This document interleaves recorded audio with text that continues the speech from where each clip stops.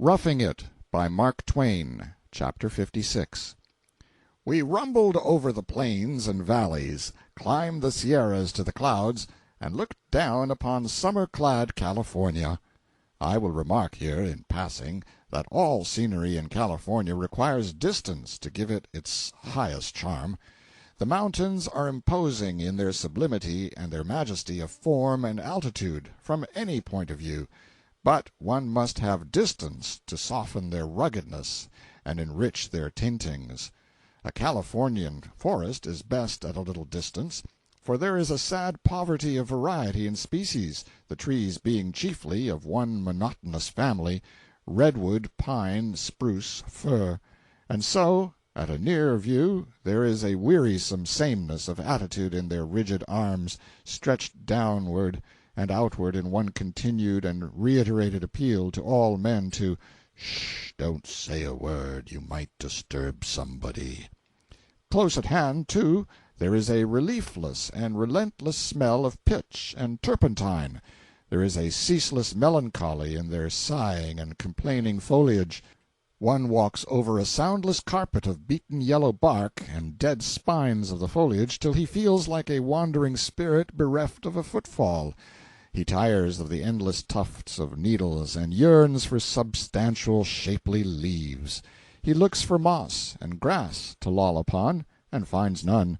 For where there is no bark, there is naked clay and dirt, enemies to pensive musing and clean apparel. Often a grassy plain in California is what it should be, but often, too, it is best contemplated at a distance, because although its grass blades are tall, they stand up vindictively straight and self-sufficient, and are unsociably wide apart, with uncomely spots of barren sand between. One of the queerest things I know of is to hear tourists from the States go into ecstasies over the loveliness of ever-blooming California, and they always do go into that sort of ecstasies, but perhaps they would modify them if they knew how old Californians, with the memory full upon them of the dust-covered and questionable summer greens of Californian verdure, stand astonished and filled with worshipping admiration in the presence of the lavish richness, the brilliant green, the infinite freshness, the spendthrift variety of form and species and foliage that make an Eastern landscape a vision of paradise itself. The idea of a man falling into raptures over grave and somber California, when that man has seen New England's meadow expanses and her maples, oaks, and cathedral-windowed elms decked in summer attire, or the opaline splendors of autumn descending upon her forests, comes very near being funny. Would be, in fact, but that it is so pathetic. No land with an unvarying climate can be very beautiful. The tropics are not, for all the sentiment that is wasted on them. They seem beautiful at first, but sameness impairs the charm by and by. Change is the handmaiden Nature requires to do her miracles with. The land that has 4 well-defined seasons cannot lack beauty, or pall with monotony. Each season brings a world of enjoyment and interest in the watching of its unfolding, its gradual, harmonious development, its culminating graces, and just as one begins to tire of it, it passes away, and a radical change comes, with new witcheries and new glories in its train. And I think, to one in sympathy with nature, each season, in its turn, seems the loveliest. San Francisco, a truly fascinating city to live in, is stately and handsome at a fair distance. But close at hand one notes that the architecture is mostly old-fashioned. Many streets are made up of decaying, smoke-grimed wooden houses, and the barren sand hills toward the outskirts obtrude themselves too prominently. Even the kindly climate is sometimes pleasanter when read about than personally experienced, for a lovely cloudless sky wears out its welcome by and by, and then, when the longed-for rain does come, it stays. Even the playful earthquake is better contemplated at a distance. However, there are varying opinions about that. The climate of San Francisco is mild and singularly equable. The thermometer stands at about 70 degrees the year round. It hardly changes at all. You sleep under 1 or 2 light blankets, summer and winter, and never use a mosquito bar. Nobody ever wears summer clothing. You wear black broadcloth, if you have it, in August and January, just the same. It is no colder and no warmer in the one month than the other. You do not use overcoats, and you do not use fans. It is as pleasant a climate as could well be contrived, take it all around, and is doubtless the most unvarying in the whole world. The wind blows there a good deal in the summer months, but then you can go over to Oakland if you choose, 3 or 4 miles away. It does not blow there. It has only snowed twice in San Francisco in 19 years, and then it only remained on the ground long enough to astonish the children and set them to wondering what the feathery stuff was. During 8 months of the year, straight along, the skies are bright and cloudless, and never a drop of rain falls. But when the other 4 months come along, you will need to go and steal an umbrella, because you will require it. Not just one day, but 120 days in hardly varying succession. When you want to go visiting, or attend church, or the theater, you never look up at the clouds to see whether it is likely to rain or not. You look at the almanac. If it is winter, it will rain, and if it is summer, it won't rain, and you cannot help it. You never need a lightning rod, because it never thunders, and it never lightens.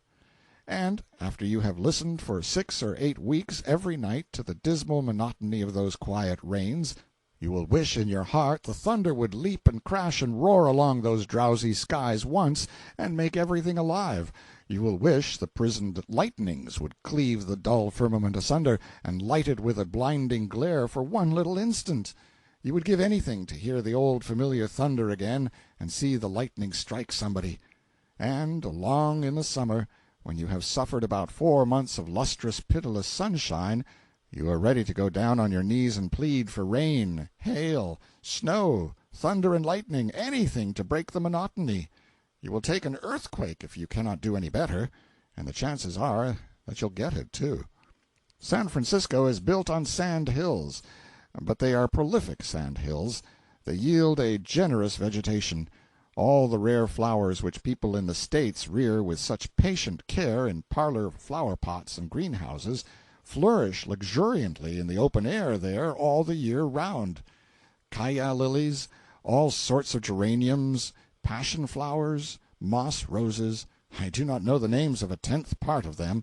I only know that while New Yorkers are burdened with banks and drifts of snow, Californians are burdened with banks and drifts of flowers, if they only keep their hands off and let them grow.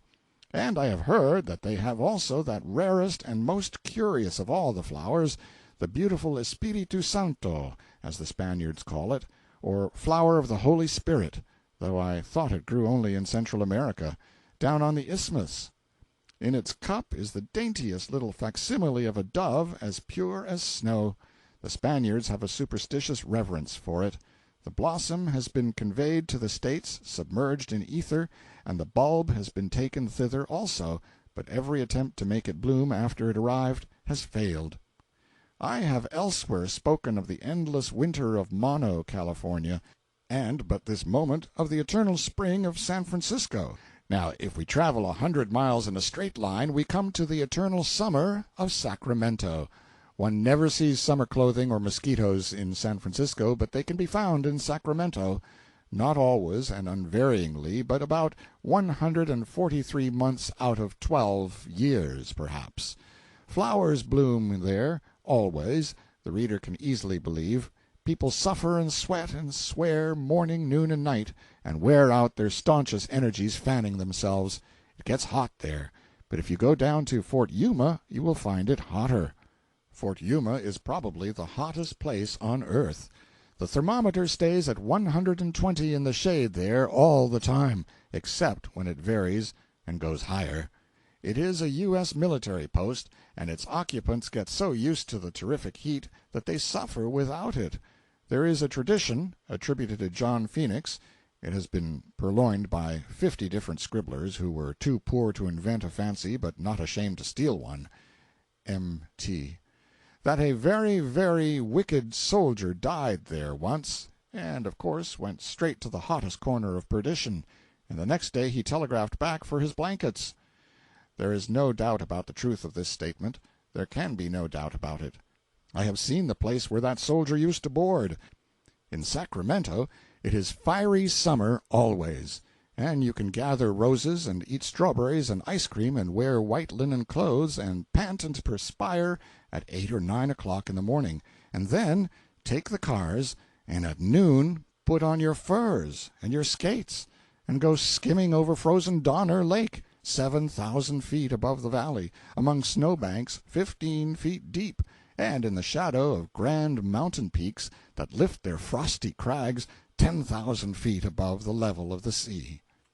There is a transition for you. Where will you find another like it in the Western Hemisphere? And some of us have swept around snow-walled curves of the Pacific Railroad in that vicinity 6,000 feet above the sea, and looked down, as the birds do, upon the deathless summer of the Sacramento Valley, with its fruitful fields, its feathery foliage, its silver streams, all slumbering in the mellow haze of its enchanted atmosphere, and all infinitely softened and spiritualized by distance. A dreamy, exquisite glimpse of fairyland, made all the more charming and striking that it was caught through a forbidden gateway of ice and snow and savage crags and precipices. End of chapter 56.